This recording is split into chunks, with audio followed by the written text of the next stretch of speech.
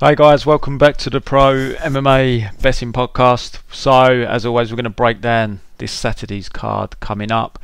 Going to be a quicker podcast than normal. Very weak card. I don't blame the UFC. They're trying to put these cards together very short notice, and they committed all their eggs in one basket to the pay-per-view card. So I understand why the following one is a weak card, but it's not a great card from a fan perspective. A few spots I like from a betting angle, so as long as there's some bets to be made, I'm happy enough. So we'll break down that card in a moment. Firstly, if we just discuss results from the weekend, the only pre-bet we had was 1.4 units on Cody Garbrandt, which cashed for us at minus 140. I was confident Cody was going to have made the improvements or adjustments in his style that were needed.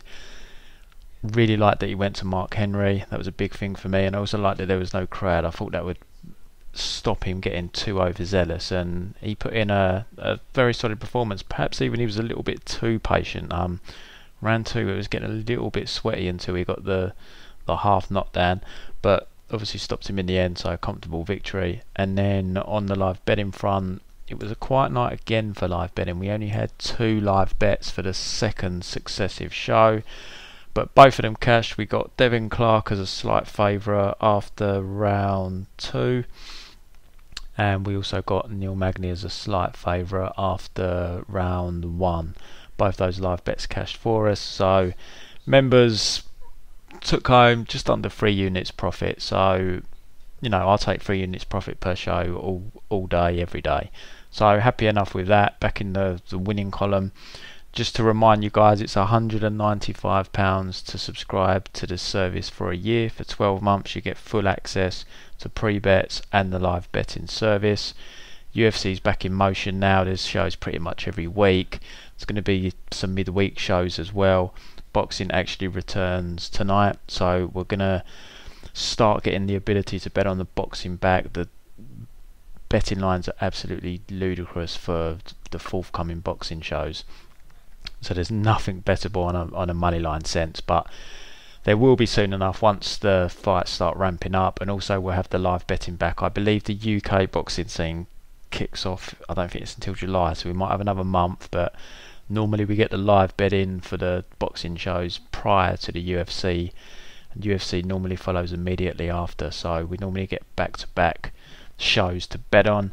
I don't know, with the rumour that Fight Island is in Abu Dhabi, I don't know how that will affect us being able to bet on the UK boxing shows from a live betting perspective, because normally Abu Dhabi, the timings are early evening UK time, so it would potentially clash with the boxing. But I don't know what they're going to do with the times. Maybe they'll run it late so they can appease the American market and the network deals over there. I don't know, but everything's coming back. Another month I think we'll be back full steam ahead, normal quota of shows.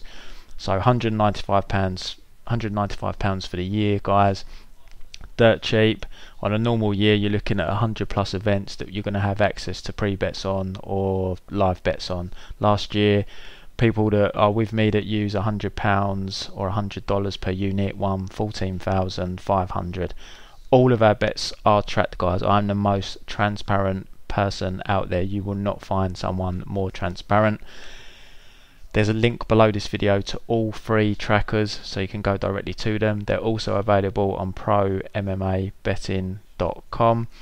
All trackers available, all up to date. Everything is recorded. Bet slips and stakes are also posted on Twitter. I know there's some people out there that don't post bet slips, and then the others that do cover up the stake amount. It's ludicrous. They are hiding something. Everything is fully transparent with me. I will show the stake. I like to prove to members I'm betting what I am tipping. That is incredibly important to me, and I believe it should be incredibly important to anyone that's signing up for a service like this, that there is full transparency. You get full transparency with my service. I also post members' bet slips from the live betting service. I ask them to put them in the Discord chat we have for the live betting tips. So normally when I throw up a bet slip from live betting, it will be one of the members'. So proving to you guys that members are getting on the bets I'm tipping, And then for the pre-bets, I would always throw up my betting slips just to prove that I am betting what I'm tipping, and that I'm not talking a load of crap when I say that I use £1,000 per unit sizes. I've actually managed to use an Asian broker to access Pinnacle this week. First time I've ever had access to Pinnacle, so that's really good news for me. BetOnline have been a lifeline for me throughout this shutdown period. I also lost the Matchbook exchange in the UK. I think they will be back sooner rather than later. I think they just need to sort out some compliance issues, so hopefully they're going to open back up for me. Betfair Exchange has had some good liquidity. I put some money down yesterday at good odds and it all got matched within 24 hours, so it looks like Betfair's improving in that sense as well, and the betting shops are reopening in 6 days here in the UK, so I'm going to be full steam ahead in terms of access I will have to books to put my bets down. I was relying on BetOnline exclusively for a while, which was a bit of a concern. But you can sign up to the service, guys, ProMMABetting.com, go to Premium Bets, you can access the service through there, or you can DM me. I often run discounts on Twitter, so give me a follow at ProMMA Betting. Often offer the yearly service for £150, but you can only snap that up when I offer it, and I only normally offer it out to 3 people, first 3 people that claim it. So keep an eye out during the week. I might throw it up once or twice this week, but otherwise normal price £195 for the year. As I've said before, the way I sell this service, guys, is it's based on longevity. I can't win every week. It's impossible for me to win week in, week out. You have to, when you sign up to a service like this, you have to take a long-term view. There are peaks and troughs. It's like the stock market. There's ups and downs, but over the long term you need to believe that we will come out in profit, and we do. I've got the figures that back this up for a few years now. Since I've been doing this, I've never had a negative year. You just have to take the long-term approach. There's no such thing in life as a get-rich-quick scheme, guys. If you're jumping on board this because you think you're going to get rich quick, it's not going to happen. This is about longevity, thinking long-term. You have to be able to accept losses. We can't win every show. Occasionally I'm going to make a bad bet.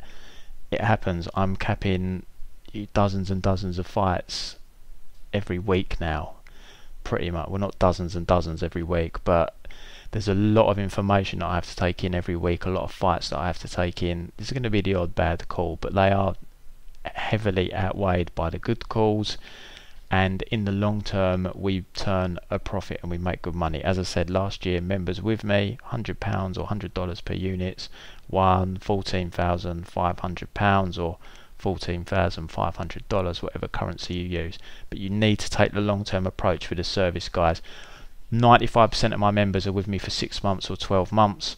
You can sign up for a week, you can sign up for a month, get a feel for the service, but it's not what the service is about. The service is about the long term, and that's when the results really will shine. It's much like when you invest into an index fund or an ETF. That is all about the compounding interest. That's how that builds to a hugely significant amount over the years because of the compounding interest. Now, I'm not saying you have to use my service for years to earn good money. I've just shown you or told you what members last year earned across 12 months who use £100 per unit. It's great return on their investment.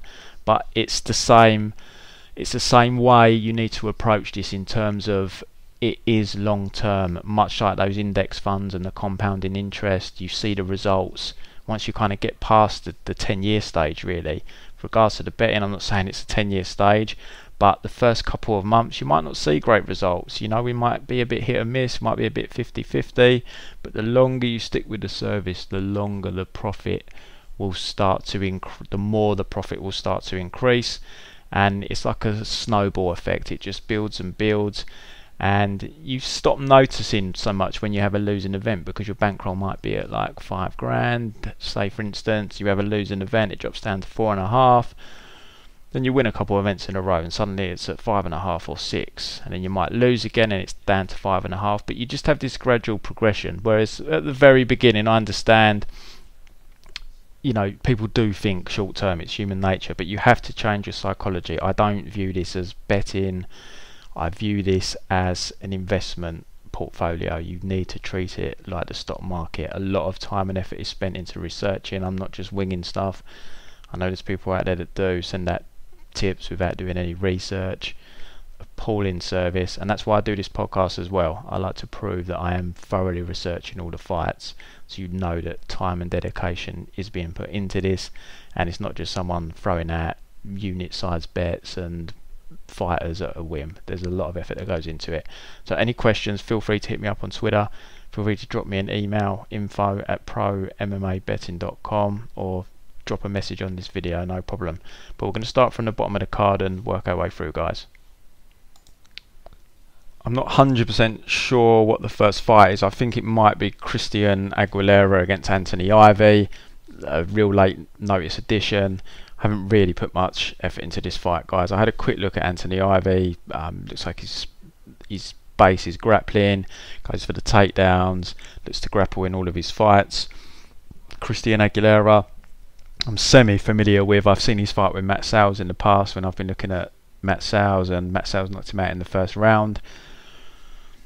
I looked at the odds. I kind of liked a little bit of what I saw from Ivy. I know Aguilera is more of a striker, so you've got grappler versus striker here, but the odds were just too wide for me to entertain Ivy. He's up at like -200 now. It's a short notice fight. This is very low level. These two probably aren't UFC level, so I'm not betting someone -200, and I'm not overly interested in Aguilera either.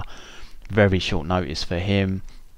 They nearly brought Ivy in last week to replace Ian Heinisch, but ultimately Ian was able to fight. But yeah, it's just such short notice for Christian Aguilera. I haven't done sufficient tape, but some people have told me he's got some gas tank issues as well, so it just puts me off even considering him as an underdog. So it's a complete pass for me, guys.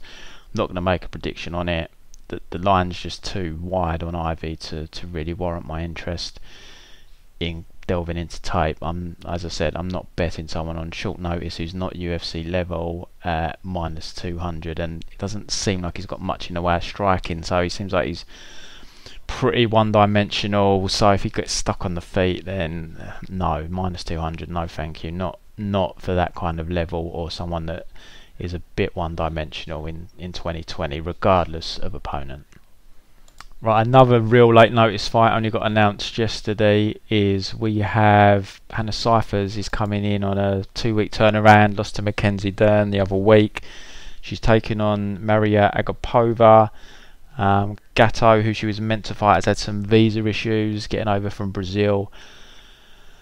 This is, you know, there are reasons to be excited about Agapova. She does look like she could be a promising prospect, but emphasis on the word could. I don't want to get carried away with her yet. We saw her on Contender Series, completely different stylistic matchup to Cyphers. She got wrestled for 3 rounds basically. Since then she has joined the American top team. She does remind me of Joanna Jędrzejczyk. When you watch her Invicta fights, the commentators say it, and I was literally, when they said it, I was thinking it myself. Just her frame, the way she kind of has her shoulders rolled over a little bit. She just reminds me of Joanna so much. Not quite as skillful yet. She's got massive reach advantage here. She's got massive height advantage. I think the reach advantage is 8 inches. But Cyphers' game, and this is a big step up in competition for Agapova. I saw the line get released yesterday on Bet Online, and she was -250, which I said was ridiculous. It's been bet right down. She's -160 now, I believe. Let me just pull up the odds. Yeah, she's -160 now, which, I mean, even so, I'm still not really that interested in betting that fight. There's just too many unknowns with Agapova. Cypher's not a mug. She's coming off a quick submission loss to Mackenzie Dern, but, you know, Mackenzie Dern would sub Agapova. She's got a couple wins in the UFC, Cyphers, and her other loss to Macy Barber. You know, she's had some tough fights. It's not like she's had an easy road with opposition. So this is a step up for Agapova, and a -160, I can't get on board. It's a hard fight for me to even make a prediction on, just because her 2 Invicta fights have just been too girls. She's just been way better then, and then the fight before that she gets wrestled on the Contender Series, and before that I haven't gone back beyond that for this particular fight, but I remember looking at her fights when I was looking at her on the Contender Series, and she seemed like someone with potential but very raw. So it's just how much of the rawness has she managed to kind of get rid of at American Top Team? Can she utilise that reach? It's women's MMA, guys, so it's really difficult for these women to utilise the reach like the men do. They just don't seem to be able to do it. I don't know if it's a power issue. I just don't know. But I mean, the huge reach advantage here. So I guess, I mean, there's a size advantage physically as well. I mean, but Cyphers is pretty strong in the clinch. Even though she looks small and could probably fight atom weight, she is physically pretty strong. But I guess I'll pick, I don't want to pass on another fight, so I'll go Agapova. I'm going to believe in her being a quick learner. She's at American Top Team. She's at a great camp. I think she does have the potential to be pretty good. But I'm making some assumptions here on improvement, because this is a step up in competition for her. There's no two ways about it. And Cyphers could make this a very competitive fight. But I'm definitely not pre-betting it. I'll look to live bet this fight, see how she's looking. If she comes out and is all over Cyphers and the line isn't available, then so be it. It's a risk I'm willing to take. I'm not prepared to gamble on Agapova here as a moderate favourite for a girl making her UFC debut. A lot of hype against someone that's a decent stand-up fighter. Cyphers was fairly competitive with Angela Hill on the feet, so this is a step up for Agapova. So let's see if she can deliver. But don't kind of make any bets based on my prediction of Agapova winning here. I'm not overly confident in it. I'm just kind of putting some faith in her potential being fulfilled. So I'll go with Agapova here by decision. Next, men's featherweight division, we've got Jordan Griffin taking on Darrick Minner. I mean, it's just an easy pass for me. I said after Griffin's last fight, he's the kind of guy I can only bet as an underdog. I cannot bet him as a favourite. He's just not trustworthy enough. It's the type of guy that makes a fight he should win, overly competitive. And Darrick Minner he's round one or bust, but he's very dangerous in that first round. So I would not be shocked if Jordan Griffin got caught in the first round. If you watch their first fight, these two have fought before. Griffin submitted him, I think it was in the second round. Darrick Minner was all over him. I think Griffin has improved since that original meeting, but it would not shock me if Griffin went out here and done something stupid and got caught in a submission. There's no way I can trust him as a decent sized favourite. I mean, a lot of money's come in on Minner. The line opened ridiculously high. Griffin is now minus 170. I don't know if that line's going to come in anymore, just because people aren't going to... I mean, there will be people that would have got Minner at a very good price and it was worth the gamble, but it's kind of getting to the stage now where, because he's just round one or bust, it's like, do you really want to risk it with him? He made his UFC debut against Grant Dawson. He had Dawson in trouble in a couple of spots. Dawson kind of put his head in on a few takedowns, nearly got guillotined a couple of times, but he done what his record tells you he does. If he doesn't get you out of there in round one, he loses the fight. It's a terrible trend he has as a fighter. So you got to think, if Griffin survives round one, it's probably going to be downhill. And as I said, when they did fight a couple of years ago, he got armbarred in the second round. So it's round one or bust. But I mean, anyone that got Minner when I think he was like at plus 250, that's a solid bet. But the likelihood is, if he doesn't get this first round win, you're probably going to lose your bet, because Griffin is game, he is tough. I don't know if let me just check his record. He's been submitted a couple of times, so he can get caught. It's been a while though. Dan Merab 6 years ago, and then like his second ever fight. So he's pretty savvy on the fight on the mat, is Griffin, and we saw against Dan Ego, who's very dangerous when he gets you back, that he can survive rough periods in fights. He's tough, so I've just got to go with Griffin's grittiness here to get him the win, but there's no way I'd touch him as a favourite. If the line comes in a bit more, I might take a closer look at this. He's minus 170. I mean, I did say I wouldn't bet him again as a favourite, but he's kind of been given a bone here. As dangerous a Minner is in round 1, he's not going to get a lower level opponent in the UFC is Griffin, so it, you know, it might be an exception to the rule, but I'm definitely not betting him at minus 170. I would need minus 150 to stoke my interest.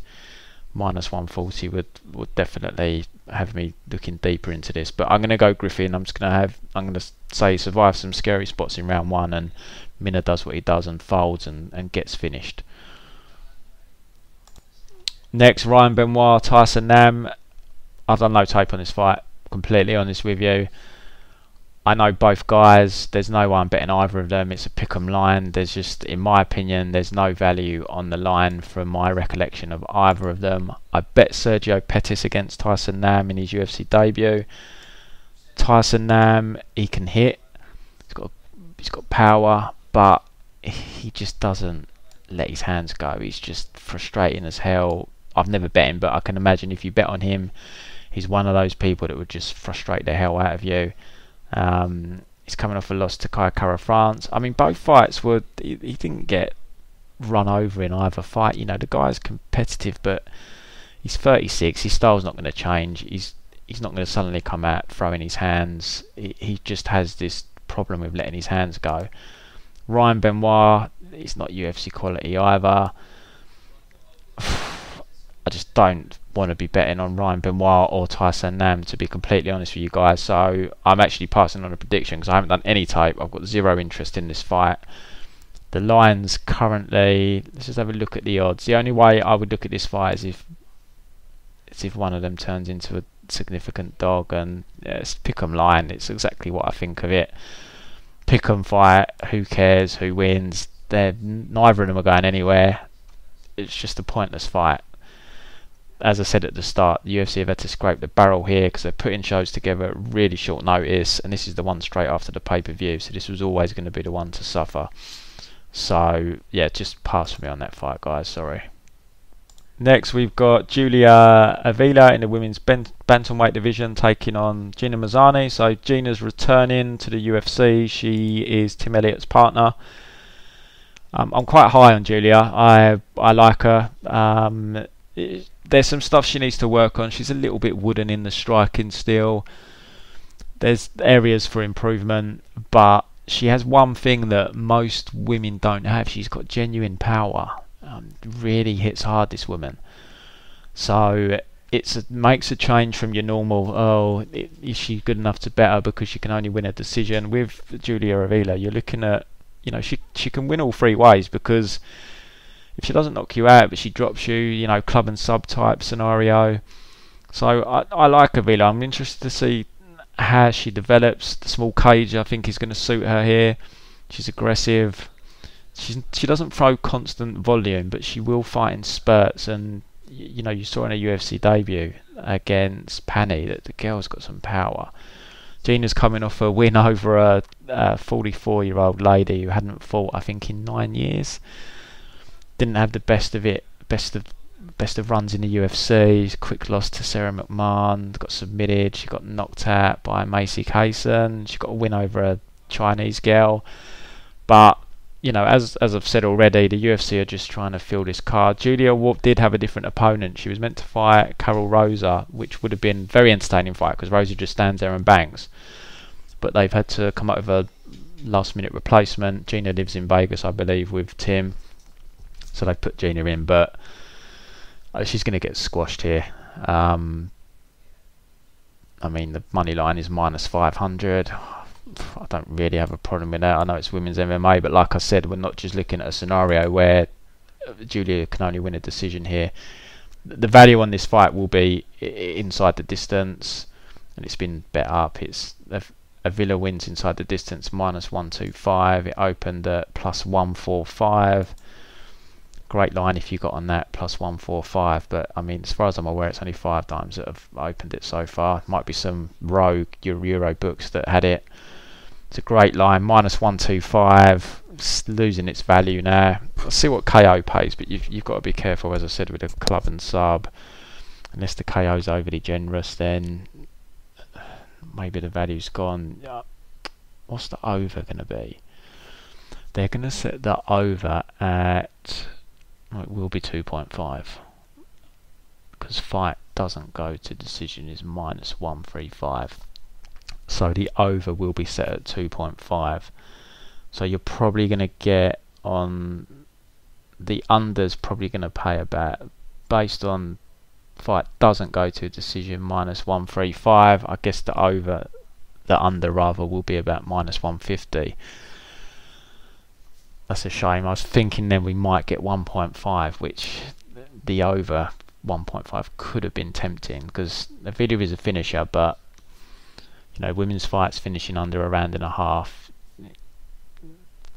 there's definitely money to be made taking them types of bets, albeit the most recent one, Mackenzie Dern, she got the first round submission, and Gina Mazzani has been finished in both the fights I mentioned in round 1, so maybe there wouldn't have been so much value. So I don't know, let's see what the KO plays, let's see what the over under is, but I think I'm going to be pretty accurate on the under's probably going to be,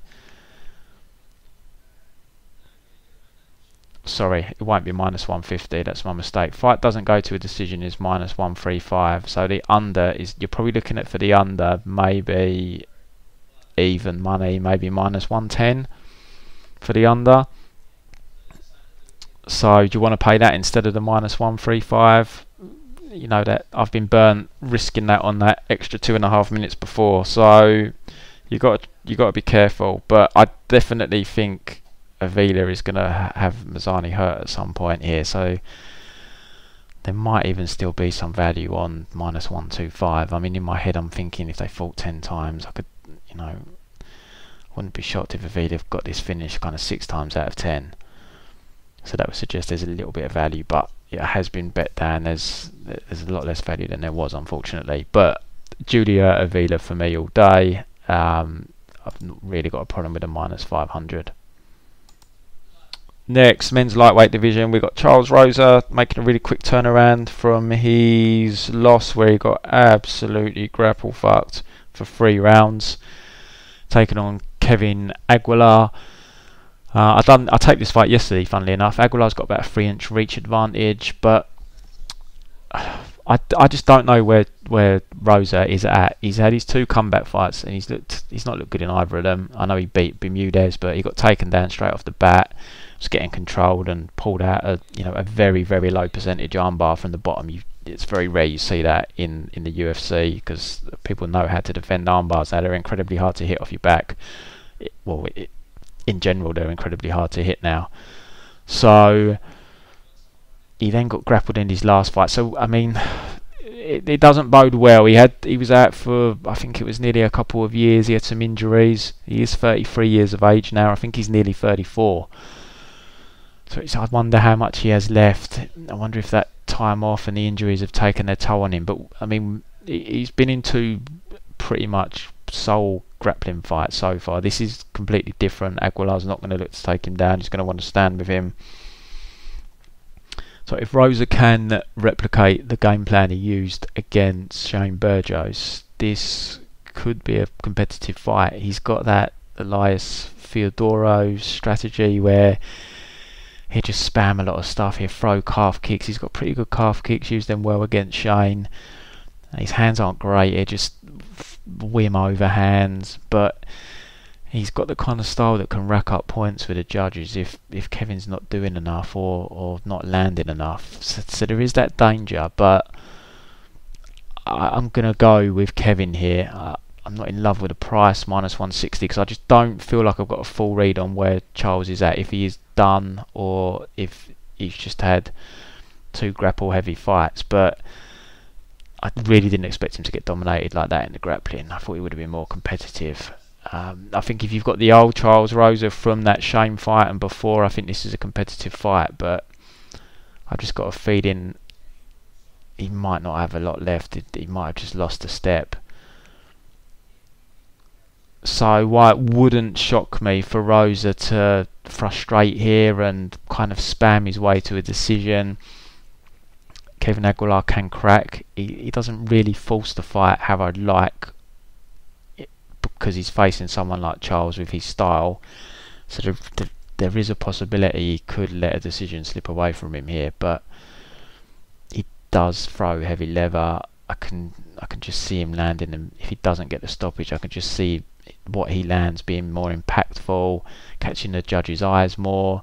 I mean, Rosa was 2 rounds up against Shane on the judges' scorecards. I can't remember if all 3 had him 2 up, but 2 of them definitely had him 2 up.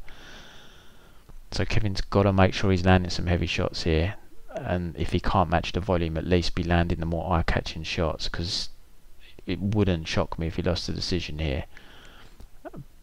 But this fight would definitely tell us where Rosa's at, if he is done or whether he's still got something to offer, and he was just, you know, the guy that grappled him, I can't remember his name, is just maybe that good on the mat. I don't know, but Charles Rosa is a Ricardo Laborio black belt. He shouldn't be getting dominated like that. But I'm going to pick Kevin Aguilar here, probably to win by a decision, but it's a risky fight in my opinion for betting on, but I do see it going to a decision. Rosa is durable, he's a tough guy. Let's just have a look at the betting lines on this fight. So Aguilar, fight goes to a decision, is -195. You've got to be careful as well, guys. These fights in the small cage, I've only had 2 events, so I don't want to make any early judgment calls, but it's definitely looking like fights are finishing more frequently. So I don't really want to be betting too many fight goes to a decision until I've got a real better understanding of whether we've just had a couple of events with a lot of quick finishes, whether it's just been coincidental, or whether there is a link. And my gut says there is a link, so it just makes me a little bit nervous about these fight goes to decision type bets at the moment, because that small cage is a game changer. I think it's 30% smaller than the regular size, which is massive. You know, it's shrunk by 30%. It's a lot less hiding room. So yeah, I'm going to tread very carefully with these fight goes to decision bets, just until we've had a few more events, just to see how the land lies and kind of get a feel for what kind of finish percentage we're looking at. Has it increased across all divisions? Is it just particular divisions? Just need some more stats, but as a bettor it just makes me nervous at the moment, because I don't feel like fights are playing out entirely like they do in the larger octagon. So the pick is Aguilar by a decision, but I would not be shocked if Rosa spams his way Elias Theodorou style to a decision win. Main card now, we've got first fight opening the card, Jourdain Espinosa taking on Mark De La Rosa. This is actually at bantamweight, so both these guys are flyweights, but they've agreed to fight at bantamweight. Mark De La Rosa has done his camp here at Colin Oyama's, so he spent some time with Alex Perez, who fought Espinosa not so long ago, so they have prepped for Espinosa before. I saw Espinosa spent some time at James Krause's place. Both fighting for their jobs here. Espinosa's coming off a couple of losses, 2 first round losses. Mark De La Rosa's coming off 3 successive losses, so it's definitely a loser leaves town type fight. Espinosa, he's very quick, he's got an in and out type striking style, he's got a good series of front headlocks, he's good with the submissions, so you've got to be careful in that a scramble type scenario with him. He doesn't like being pressured. I was going to say I don't think he likes being pressured, but he doesn't like being pressured. I haven't watched it recently, but I have seen his loss to Denise Piver in the past, and he definitely didn't like the pressure that Piver put on in that fight. Now, Piver is a bigger man than someone like De La Rosa. De La Rosa isn't a bantamweight, he should be at flyweight. I think of the two, I think Espinosa is better suited for bantamweight than De La Rosa. So yeah, if you're looking at De La Rosa, I think it would be better for him if this fight was at flyweight, but it's not. It's at bantamweight. But he did struggle against Piver with the pressure. You watch his fight with Jourdain on the Contender Series, and he got the knockout at the end of the third round. But he was struggling in parts of that fight with the pressure. And Jourdain is quite a raw fighter. Didn't look particularly good. He dropped Espinosa at one point. Espinosa isn't comfortable being pressured. And if you watch his fight with Eric Shelton isn't a pressure striker at all. Kind of let the first couple of rounds slip away, and then in the third round Shelton started to pressure, and even though that's not his natural style, he actually had success with it. And I think a couple of the judges gave Espinosa round 3, but I honestly can't work out how anyone could score that round for Espinosa. The better shots came from Shelton in that round. And we saw against Alex Perez, it was only on the feet for a matter of seconds, but Perez backed him up with some shots, got the body lock, and then got the takedown. So he definitely doesn't like pressure, Espinosa. He likes for him to work, and this is in a small cage. So we've referenced the small cage again. That is definitely beneficial to Mark De La Rosa. Mark, he struggles with physicality. He's not got great reach. He's not got great speed. He's not the most athletic guy. This is all what lets him down. I mean, his last fight against Kai Kara France, he was competitive in that fight, but just the bigger, more eye-catching shots came from Kai Kara France. He got dropped, he got hurt to the body at one point. I think that was in the round 3. He got hurt to the body, and he came out and started round 3 really well, but then he got hurt to the body, got backed up, and it allowed Kai Kara France to unload on him, and that wasn't his last fight. In fact, it was Rulian Piver was his last fight, and we bet Piver in that fight. And I mean, Piver did give him the type of fight Rosa likes, because what Rosa is he is game and gritty. He will push the pace. He's very happy trading in the pocket, which he has to be with the attributes, the physical attributes he has. That has to be his style. He has to be happy trading in the pocket, pushing the pace. And he will take a shot to give one. You know, you see his fights, his face is always marked up. So this is going to come down to if Espinosa has got the cardio, and we have seen him slow down in fights in the past. If he's got the cardio to maintain his in and out style for 3 rounds, because Mark De La Rosa is going to be after him. He's going to be trying to cut him off. He's going to be trying to let his hands go. And I can see Espinosa starting well here, but I can just see De La Rosa starting to get to him. And Espinosa doesn't like those pocket exchanges, whereas De La Rosa, he likes them, he doesn't mind them. I'm a little worried about Mark's chin, because he did get dropped by Kai Kara France. He's coming off a stoppage loss to Piver. Like I said, he's got that style where he does take a lot of damage, because he has to get on the inside, and he's at a big reach disadvantage here, so he's going to have to use his normal tactic of breaking the distance, taking one to get inside, and he's just going to have to try and wear Espinosa out, just keep coming at him and just out volume him. So I actually got on this line early, guys, when it first came out. Before tape came out, I got him at the average plus 170. I've reduced my exposure to half a unit now, so the price I'm sitting on with De La Rosa is plus 180, which I'm very happy to let ride for half a unit. I can definitely see how Espinosa can win this fight, but I can also see how Mark De La Rosa can win this fight, and I definitely like that it's in that small cage. So I think this fight should be lined closer, so I'm going to pick Mark De La Rosa. The line currently is kind of losing value now. I mean, Espinosa's been bet down to about minus 155. De La Rosa you can get like plus 135. Would I bet him again at plus 180 like I have? Hell yes. Plus 135. I'd be a bit more reluctant. But I still think there's a little bit of value. I still think this fight should be lined a little bit closer. Well, no problem with Espinosa being an ever so slight favourite, but I don't think he should be beyond the minus 130 type price. So I still think there's a little bit of value there. So have a quick look at the price because I haven't looked at them. Fight goes to decision -200. Espinosa wins by decision, even money. Rosa wins by decision, +290. Wow, that is wide. I mean, Mark hasn't got much power. It's unlike, I mean, like I said earlier though, this small cage changes dynamics. Weird stuff is happening, but I mean, Mark's got 1 KO on his record. Just looking when it was against some guy years ago, never heard of him. Jourdain Espinosa, has he been KO'd? He's never been KO'd.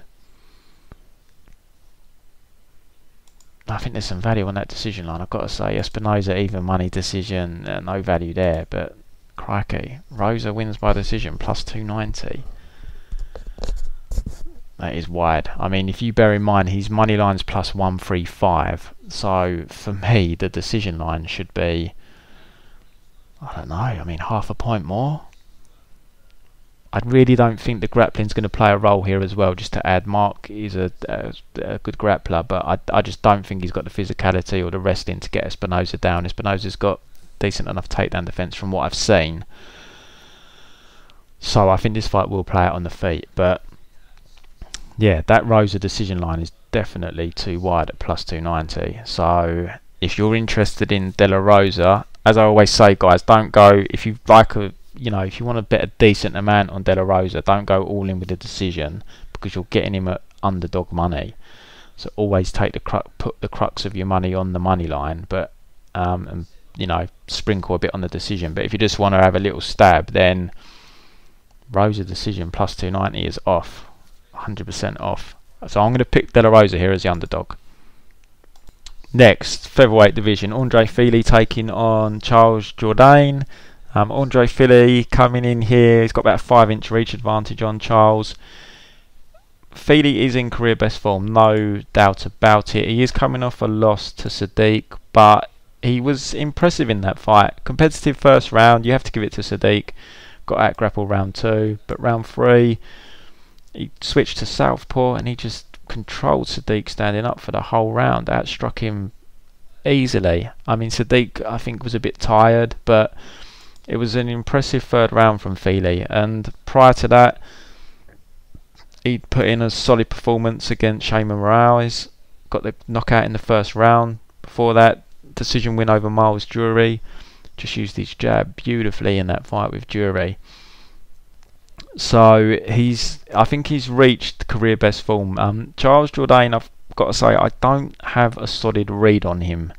Watched both his UFC fights. Also watched his 5-round fight against Taylor Lapillus. Clearly improving. He looked a lot better against Desmond Green than he did against Lapillus. He gives up takedowns too easily, but he gets back to his feet fairly quickly. We saw that in the fight with Desmond Green. Desmond Green couldn't keep him down, and then he went over to, I think it was China, where he fought the Korean Superboy, or South Korea in fact it was. He had a rough first round, got dropped, got hurt, but he actually came back, knocked down Superboy at the end of the first round, and then came out second round, looked a lot better in round 2, and he ultimately got the finish. If you look at his record, he's never won a decision. So that's something that, this is the problem I have with Jourdain, is he just doesn't seem to have much structure to his game. He doesn't seem to come in with like a game plan. It all seems to be a little bit on the fly. Now, he trains at a very small camp in Canada. Now, I've got no problem with fighters training at their own camps or smaller camps. There's no reason why you can't be a great fighter training out of a smaller camp. You don't all have to go to these big teams. You know, it's not needed. I think a lot of it depends on the individual, but I just think someone like Jourdain would benefit from having some world-class coaching in MMA, because it just looks like he just comes in a little bit unstructured, and as I say, every win is inside the distance. That's not going to happen in the UFC. It's a lot harder to finish guys in the UFC. So he needs to be able to add game planning and being able to stick to a game plan and win a decision. If you go and watch the Lapilus fight, it was a 5-round fight, but if it was over 3 rounds, I think he probably would have lost the fight if my memory is correct. But it was definitely very competitive. He just needs that seasoning. You can just see, I mean, he's only 24, so there's plenty of time for him to make these improvements. But I think he does need to make some kind of adjustment in his training soon enough. And I just think Fili is going to come in with a solid game plan here. He's going to get behind that jab. Now, he is facing a southpaw here, Fili. He hasn't faced a southpaw since Michael Johnson. Struggled on the feet with Michael, but to be fair, everyone does. Michael is obviously a complete flake, but standing up, he's incredibly difficult to deal with. But Andre's going to have to make some adjustments here because he is facing a southpaw. But I just think Jourdain's a little bit too raw. I think this has come a bit too soon for him. I think Fili's going to rack up the points and take a decision victory here. I don't think there's a great deal of value on the line. I haven't tipped this to members because I just wasn't feeling the value. I did put a couple of grand on Fili after I'd done tape initially, but after thinking about it, because I don't feel I've got a great read on Jourdain and I'm wary of underestimating, I did reduce the bet down to 1 grand. So I've only got 1 grand on Fili now as opposed to the 2. Just didn't feel like I was getting a great read on it. And as I said, I don't want to underestimate Jourdain. Fili probably wins a decision here, but I mean, just looking at the props, the decision's -120. There's no value on that. This is the small cage, remember, guys. Fili inside the distance +270. I mean, he's shown he can finish. We saw that against Shaman Morales, but it depends what strategy he comes out with. Is, you know, against Jury, he was content to jab, but Dominic Cruz made a good point on commentary that he was probably worried about Jury coming underneath his right hand and shooting a takedown. Won't have that concern here, so he'd probably let his hands go a bit more, but I don't think there's any value there on any props unless you want to take a stab at Fili inside the distance +270. Jourdain inside the distance is realistically his most likely path to victory, sitting at +335, but Fili's durable. You know, he's only been stopped by that Rodriguez head kick, so he's not an easy guy to put away. So I'm going with Fili here, probably by decision, but I don't think there's any value on the money line. Next, we've got Merab Dvalishvili taking on Ray Borg. Real quick turnaround for Ray Borg here. Look, I think Merab's going to win this fight. He's too big for Ray Borg. I think he's too physical, but I do think the line is well too wide. Merab's like -400. I don't agree with that at all. Now, I bet Ricky Simon against Ray Borg at -150. If Merab was -150, will I take that? Hell yes. But I think -400 is just a bit disrespectful. Now, he is going to be bigger. He's going to be able to take Ray Borg down, but Merab isn't the best at maintaining top control. So I see a lot of this fight plan out on the feet, and Ray Borg showed some good hands in his fight with Simon. That 3rd round, man, he was letting those hands go quick. He's at a big reach disadvantage here, and Merab does have a solid right hand, but he's pretty wild on the feet. So I can't, even though I think there's value on the line, I'm not going to pick Borg. I am going to stick with Merab here.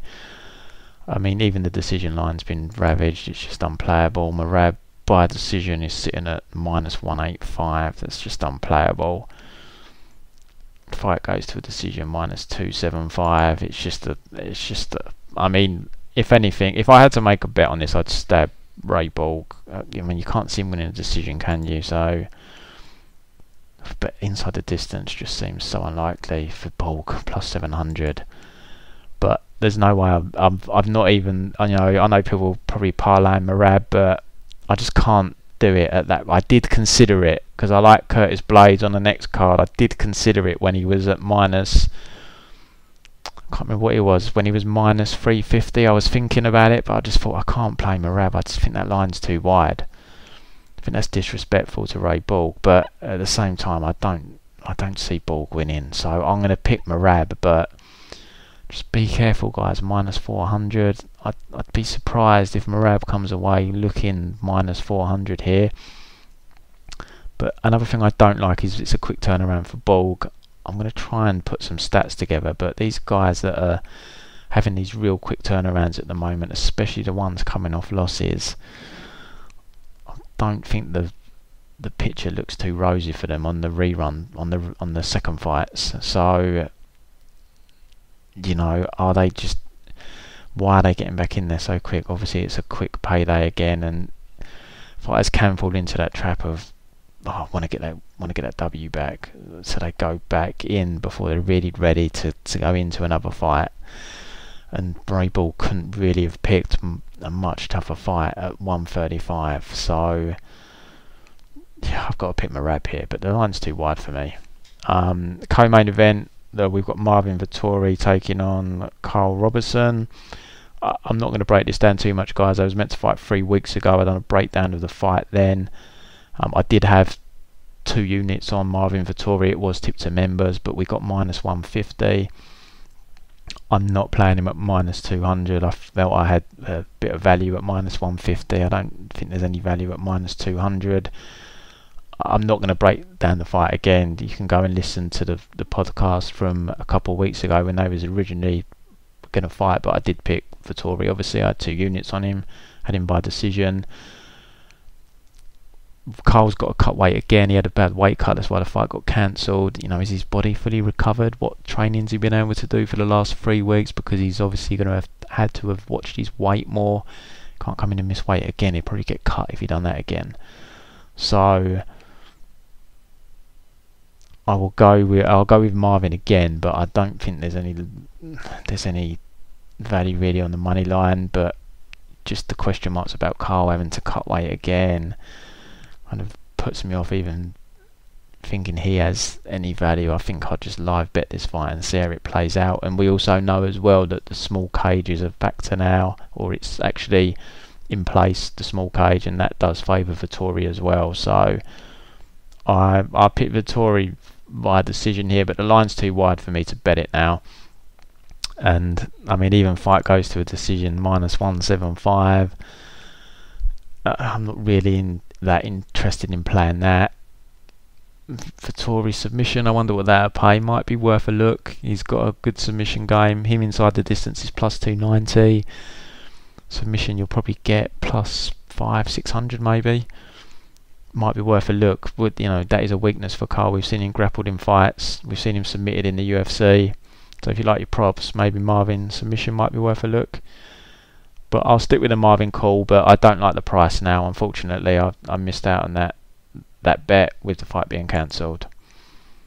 Main event, which has raised a lot of eyebrows, is Cynthia Calvillo taking on Jessica Rai, women's 125 pound division. So Cynthia's moving up here from 115. She's missed weight a couple of times.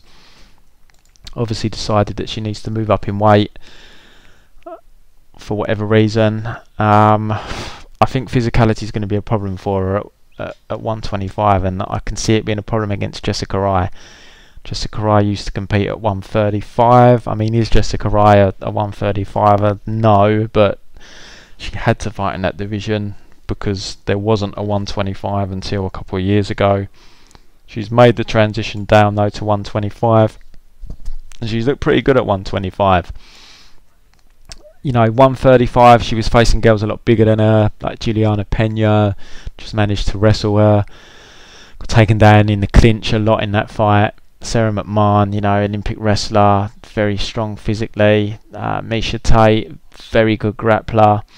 But she's moved down. She's 4-1 at 125. She's got wins over Kalindra Faria. Started a little bit ropey in that fight. She got caught with that head kick, but she got the split decision win. And she got wins over Jessica Rose Clark, Caitlin Chikagan. She got dusted by Valentina, but who doesn't? And then she's coming off a solid win over Vivienne Araujo. So Jessica, has solid boxing. She's got decent enough wrestling. She struggled physically with the size of the girls at 135 that were wrestling her, but her wrestling's actually okay. She's quite strong in the clinch. She's good at turning people in the clinch and defending takedowns. Good boxing. She's got good pressure. She can land with some power. Like, her shots can be quite eye-catching. When you look at a lot of women's MMA, they land their shots. They're just not, just don't catch the eye. Hers do catch the eye. She lands with a bit of oomph. I quite like her style, Jessica Rai. What I did notice, so when I was watching tape, is you've got to be careful with Cynthia's takedowns, basically, or Cynthia getting you to the mat. And most of Cynthia's takedowns, which we'll come on to in a minute, a lot of them are off of caught kicks. So I was looking to see how much leg I throws, and she doesn't really throw any outside leg kicks, which is good because they are the easiest ones to catch. So pretty rare for her to throw them. She does throw a fair few inside leg kicks, but they're very hard to catch, inside leg kicks. She will put a lead leg kick on the end of her combinations. Now, that's not so much a problem because she does put them on the end of combos. So if you're throwing a combination, the other person will be backing up, or they're going to shell up, and then she puts the kick on the end. So it's just harder to see it and therefore harder to catch it.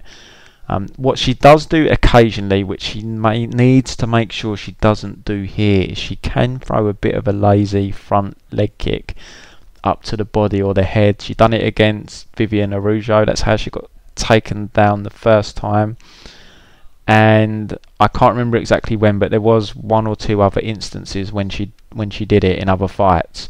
So she needs to not do that. She needs to just throw no outside leg kicks, which she doesn't really do anyway. The inside leg kick is fine. I wouldn't say to her to stop throwing that because she used it a lot against Araujo and it worked well, and it's a very hard kick to catch. And she does put them on the end of her combos as well. I think that's just something that's drilled into her. I think it would be hard to tell her to stop doing it, but again, they're hard to catch if you're putting them at the end of combos.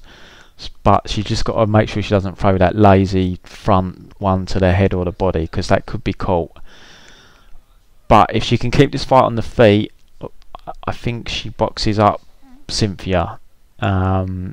Over 5 rounds, I think that favours Jessica. I think for Cynthia to win this fight, she either needs a submission, or she's going to need to secure at least 3 takedowns to win 3 rounds. And when she gets a takedown, she's obviously going to need to keep her down for the round, or for long enough to win the round. Jessica I's only been submitted once as a pro early in her career, against Aislinn Daly, who's an Irish fighter. Some of you may or may not know her. That was back in 2011 when women's MMA was in its infancy, and Daly was kind of ahead of the curve. She was very good. Women's MMA hadn't developed much, and she was one of the better fighters, so that's not a bad loss. And it was 9 years ago. She hasn't been submitted since. And, she's been in there with some good fighters, so hopefully she's got the submission savvy to avoid being submitted, because Cynthia is very aggressive when she gets you to the mat. Very good submission game, very aggressive with her submissions. Look at her last fight with Marina Rodriguez. She was getting absolutely hammered on the feet, lost the first couple of rounds, and then the third round she got the takedown early, and she just dominated Marina and got a 10-8 round. So she is very dangerous on the mat. Her striking's improved a little bit, but she's at AKA now as well. She used to be at Alpha Male, and then she split and went off with Justin Buckles. I'm not sure if she's with Buckles anymore at all, but she's training at AKA now. Striking's improved a little bit, but I don't see her beating Jessica on the feet. I think I's too big. I think she lands with more eye-catching shots. Advantage eye on the feet. She needs to get the fight to the floor, and I mean, you look at Cynthia's fight, she doesn't have the best wrestling.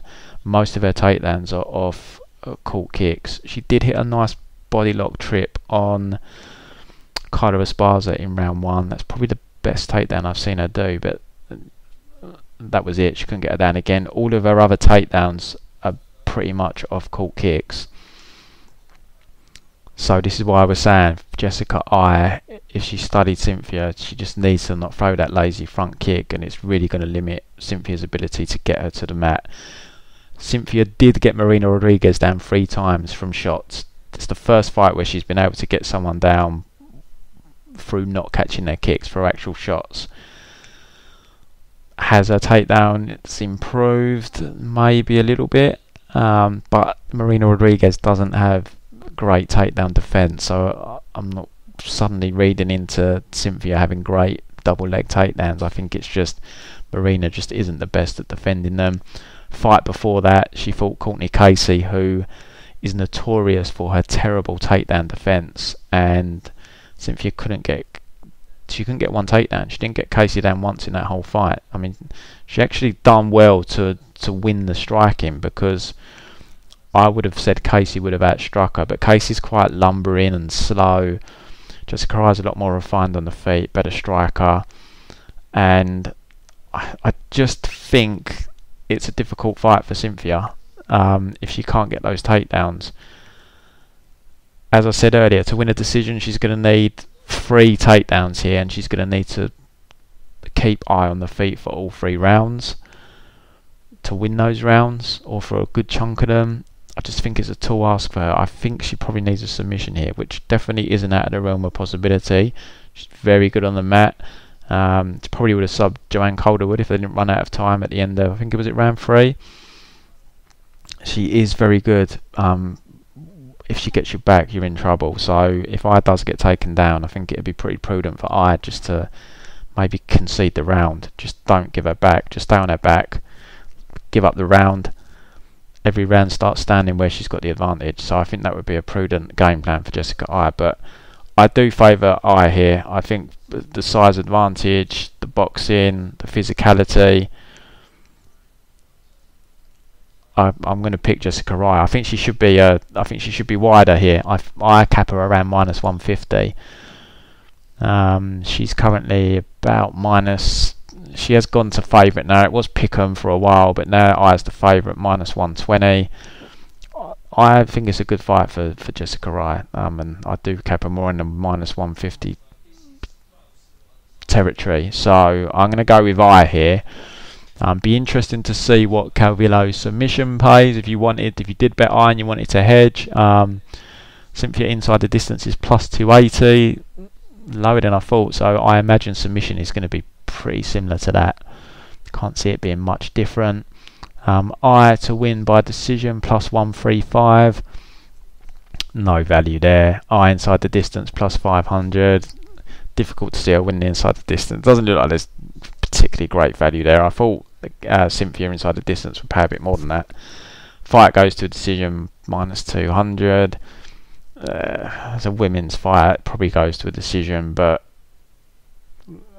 small cage, and as I've said, it just worries me a little bit at the moment. So I'll go with Cynthia. I do like Cynthia here. I don't think this is a great card for betting. It's definitely not a great card from a fan perspective, but I don't fault the UFC. As I said, they stacked last week, so this card was likely to suffer.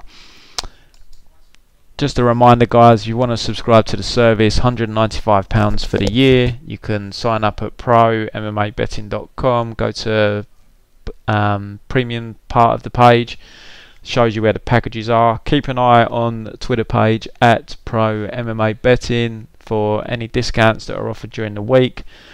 They're all pre-bets for this event are with members already. There will be live betting available for this event as well. All books are offering live betting across every fight. Normally the Fight Pass fights you never used to get live betting for. You do it at the moment, and you've got lots of books that didn't or haven't in the past offered live betting on MMA, offering live betting now. Pinnacle, Bet Online, everyone's offering live betting at the moment. I really hope it continues once all sports return.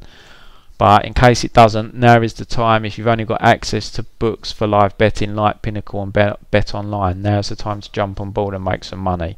Because live betting, as I've said before, it's the easiest money you're ever likely to make. Agapova's just dropped to -150 actually at Bet Online.